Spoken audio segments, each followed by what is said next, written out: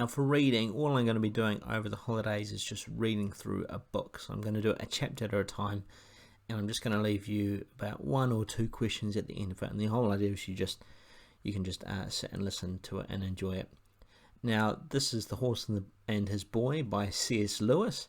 It's one of my favourite books that I used to read when I was a child, so I hope you really enjoy it. Chapter 1. How Shasta set out on his travels. This is the story of an adventure that happened in Narnia and Calormen and the lands between, in the Golden Age, when Peter was High King in Narnia, and his brother and his 2 sisters were king and queens under him. In those days, far south in Calormen, on a little creek of the sea, there lived a poor fisherman called Ashish, and with him there lived a boy who called him father. The boy's name was Shasta. On most days, Ashish went out on his boat to fish in the morning, and in the afternoon he harnessed his donkey to a cart and loaded the cart with fish and went a mile or so southward to the village to sell it. If it had sold well, he would come home in a moderately good temper and say nothing to Shasta. But if it had sold badly, he would find fault with him and perhaps beat him. There was always something to find fault with, for Shasta had plenty of work to do, mending and washing the nets, cooking the supper, and cleaning the cottage in which they both lived. Shasta was not at all interested in anything that lay south of his home, because he had once or twice been to the village where Ashish, and he knew that there was nothing very interesting there. In the village he only met other men who were just like his father, men with long dirty robes and wooden shoes turned up at the toe, and turbans on their heads and beards, talking to one another very slowly about things that sounded dull. But he was very interested in everything that lay to the north, because no one ever went that way, and he was never allowed to go there himself. When he was sitting out of doors, mending the nets and all alone, he would often look eagerly to the north. One could see nothing but a grassy slope running up to a level ridge, and beyond that the sky with perhaps a few birds in it. Sometimes if Ashish was there, Shasta would say, "Oh, my father, what is there beyond that hill?" And then if the fisherman was in a bad temper, he would box Shasta's ears and tell him to attend to his work. Or if he was in a peaceable mood, he would say, "Oh, my son, do not allow your mind to be distracted by idle questions. For one of the poets has said, application to business is the root of prosperity, but those who ask questions that do not concern them are steering the ship of folly towards the rock of indigence." Shasta thought that beyond the hill there must be some delightful secret which his father wished to hide from him. In reality, however, the fisherman talked like this because he didn't know what lay to the north. Neither did he care. He had a very practical mind. One day there came from the south a stranger who was unlike any man that Shasta had seen before. He rode upon a strong dappled horse with flowing mane and tail, and his stirrups and bridle were inlaid with silver. The spike of a helmet projected from the middle of his silken turban, and he wore a shirt of chainmail. By his side hung a curving scimitar, a round shield studded with bosses of brass hung at his back, and his right hand grasped a lance. His face was dark, but this did not surprise Shasta, because all of the people of Calormen are like that. What did surprise him was the man's beard, which was dyed crimson and curled and gleaming with scented oil. But Ashish knew by the gold ring on the stranger's bare arm that he was a Tarkhan, or great lord, and he bowed, kneeling before him till his beard touched the earth, and made signs to Shasta to kneel also. The stranger demanded hospitality for the night, which of course the fisherman dared not refuse. All the best they had was set before the Tarkhan for supper, and he didn't think much of it. And Shasta, as always happened when the fisherman had company, was given a hunk of bread and turned out of the cottage. On these occasions he usually slept with the donkey in its little thatched stable, but it was much too early to go to sleep yet, and Shasta, who had never learned that it was wrong to listen behind doors, sat down with his ear to a crack in the wooden wall of the cottage to hear what the grown-ups were talking about. And this is what he heard. "And now, O my host," said the Tarkhan, "I have a mind to buy that boy of yours." "Oh, my master," replied the fisherman, and Shasta knew by the wheedling tone the greedy look that was probably coming into his face as he said it.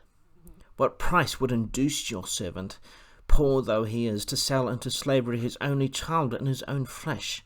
Has not one of the poets said, natural affection is stronger than soup, and offspring more precious than carbuncles? It is even so, replied the guest dryly, but another poet has likewise said, he who attempts to deceive the judicious is already bearing his own back for the scourge. Do not load your aged mouth with falsehood.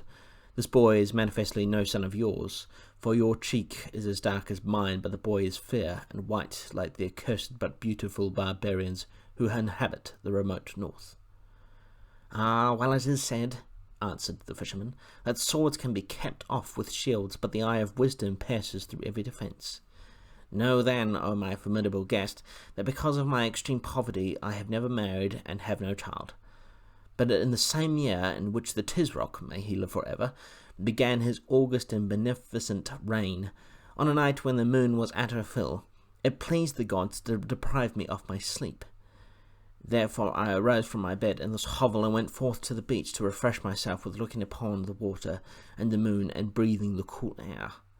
And presently I heard a noise as of oars coming to me across the water, and then, as it were, a weak cry.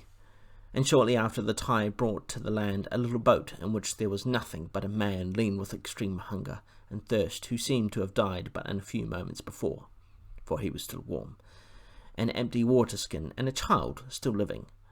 Doubtless, said I, those unfortunates have escaped from the wreck of a great ship, but by the admirable designs of the gods the elder has stabbed himself to keep the child alive and has perished in sight of land. Accordingly, remembering how the gods never fail to reward those who befriend the destitute, and being moved by compassion for your servant as a man of tender heart, leave out all of these idle words in your own praise, interrupted the Tarkan. It is enough to know that you took the child, and have had 10 times the worth of his daily bread out of him in labour, as anyone can see. And now tell me at once what price you put on him, for I am wearied of your loquacity. You yourself has wisely said, answered Ashish, that the boy's labour has been to me of inestimable value. This must be taken into account in fixing the price, for if I sell the boy I must undoubtedly either buy or hire another one to do his work. I'll give you 15 crescents for him, said the Tarkan. 15? cried Ashish, in a voice that was something between a whine and a scream. 15! For the prop of my old age and the delight of my eyes, do not mock my grey beard, Tarkan though you be. My price is 70. At this point Shasta got up and tiptoed away. He had heard all he wanted, for he had often listened when men were bargaining in the village and knew how it was done. He was quite certain that Ashish would sell him in the end for something much more than 15 crescents and much less than 70, but that he and the Tarkan would take hours in getting to an agreement. You must not imagine that Shasta felt at all as you and I would feel if we had just overheard our parents talking about selling us for slaves. For one thing, his life was already little better than slavery. For all he knew, the lordly stranger on the great horse might be kinder to him than Ashish. For another, the story about his own discovery in the boat had filled him with excitement and with a sense of relief. He had often been uneasy because, try as he might, he had never been able to love the fisherman, and he knew that a boy ought to love his father. And now, apparently, he was no relation to Ashish at all. That took a great weight off his mind. Why, I might be anyone, he thought. I might be the son of Tarkan myself, or the son of Tisroc, may he live forever, or of a god. He was standing out in the grassy place between the cottage while he thought these things. Twilight was coming on apace, and a star or two was already out, but the remains of the sunset would still be seen in the west. Not far away, the stranger's horse, loosely tied to an iron ring in the wall of the donkey's stable, was grazing. Shasta strolled over to it and patted its neck. It went on tearing up the grass and took no notice of him. Then another thought came to Shasta's mind. I wonder what sort of man the Tarkan is, he said out aloud. It would be splendid if he was kind. Some of the slaves in a great lord's house have next to nothing to do. They wear lovely clothes and eat meat every day, Perhaps he'd take me to the wars, and I'd save his life in a battle, and then he'd set me free and adopt me as his son and give me a palace and a chariot and a suit of armour. But then he might be a horrid, cruel man. He might send me to work on the fields in the chains. I wish I knew. How can I know? I bet his horse knows if only he could tell me.